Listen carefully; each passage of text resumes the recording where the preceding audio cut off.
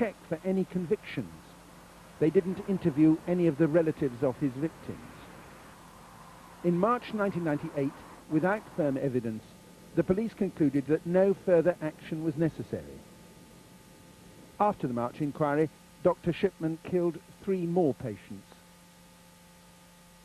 It was the death of a former mayoress of Hyde which proved to be Dr. Shipman's undoing.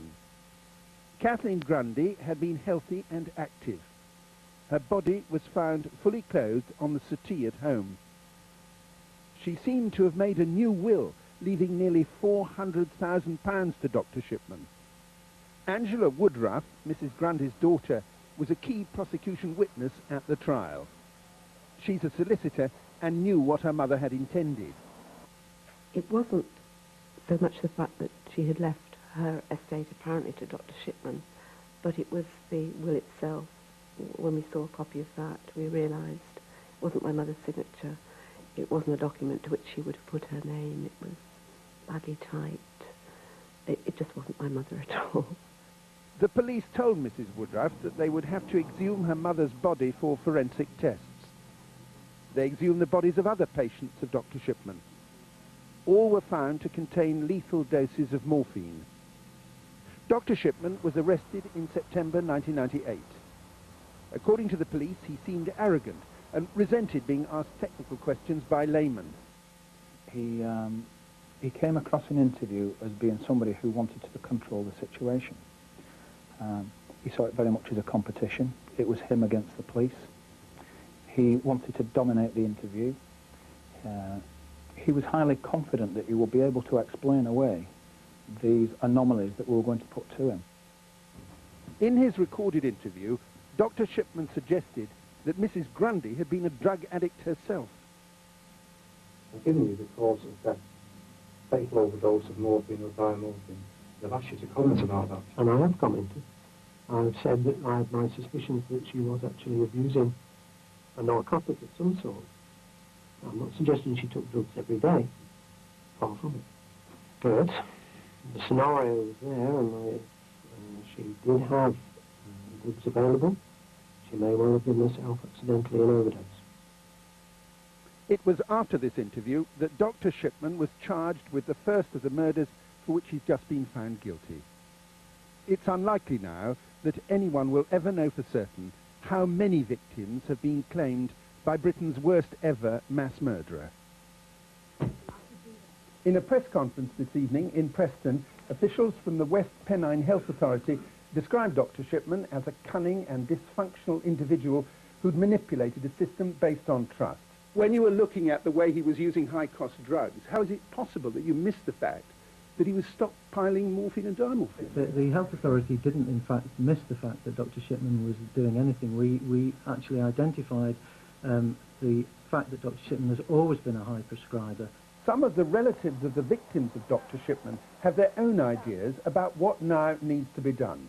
We hope that they will consider the procedure on certification of death and whether it should always involve a second doctor who's inspected the medical records, whether doctors should be allowed to be sole practitioners, and the way dangerous drugs are prescribed, held and disposed of by doctors. Today's verdict leaves the way open for inquiries into the conduct of the police in the March investigation, the role of the GMC and the regulation of GPs in general. David Lomax. Well, earlier I spoke to Jan Forster from the West Pennine Health Authority, which covers the area in which Dr. Shipman practiced. Tonight the authority suspended its medical advisor, who worked on the March 1998 investigation into Dr. Shipman. I asked Jan Forster whether his suspension indicated negligence on behalf of the health authority. Not at all. The action of suspending Alan Banks is one of a very open authority, and that's been our response throughout this investigation. But the problem was that Alan Banks was actually asked to look at 19 of Shipman's records, could only get 14 because 5 were away. Didn't seem to notice that a lot of them had been tampered with when it came to dates and reasons for death. As you say, Dr. Banks was able to get access to 14 sets of records.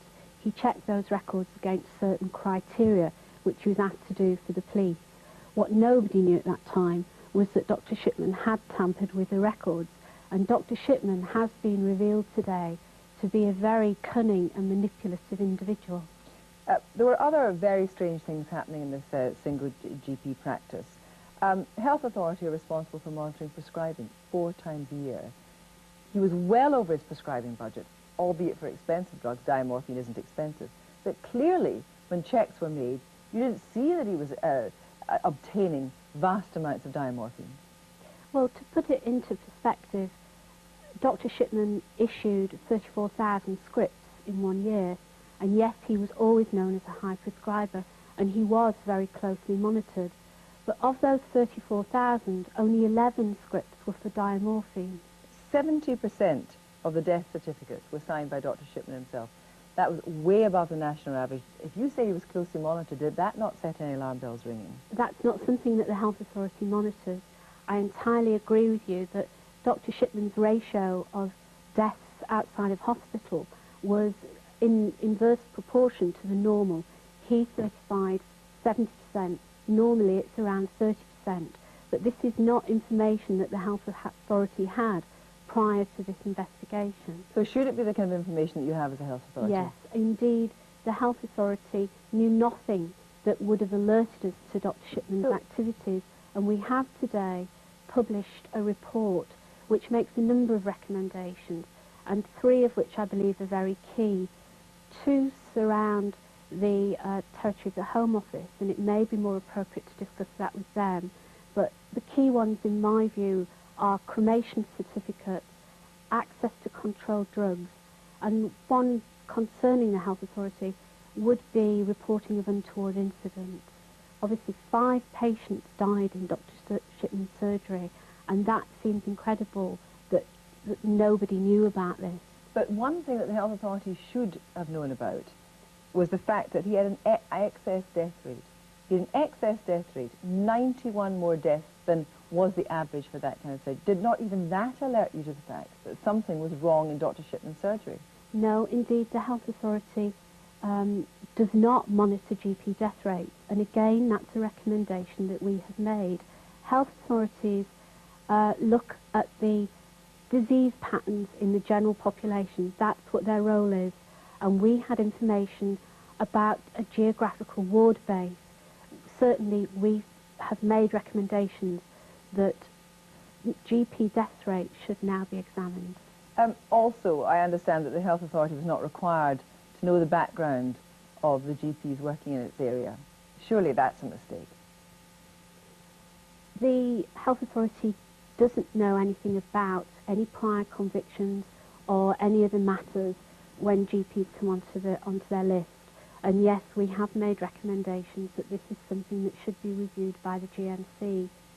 Well, I'm joined now here in Manchester by Adrian Pomfret, whose ex-wife was murdered, by Councillor Joe Kitchen, who's now sure that his mother was a victim, also by John Pollard, the Stockport coroner who called for that investigation, and Professor David Cantor, psychologist. And from London, I'm joined by Dr. John Chisholm, who's the chairman of the BMA's GP committee.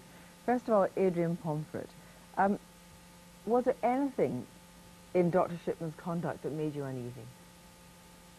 I wouldn't say that it made me uneasy, but one thing that I found extremely unusual of his conduct was the fact that when I saw him on a number of occasions, he had a tendency to delve into personal affairs, as opposed to sticking to the medical side of things, so to speak. Yeah. Like what? Well, like, for example, after I'd been through the divorce, I went to see him about the wife's condition, and he seemed to show great concern about her financial affairs. In effect, how I'd left her, you know, if I'd left her comfortably off. Or and you, of course, being kind of thinking your GP was doing the best for you, confided that you'd left her comfortably off. That's correct, yeah. With hindsight, I shouldn't have done. But I thought at the time that he was showing concern as to her welfare in the long term financially. So she left him the money from your settlement? She was going to. She was going to, yeah. And then what happened? Well, several months before her death, I talked her out of it. But Dr. Shipman clearly didn't know that. Well, I'm assuming that.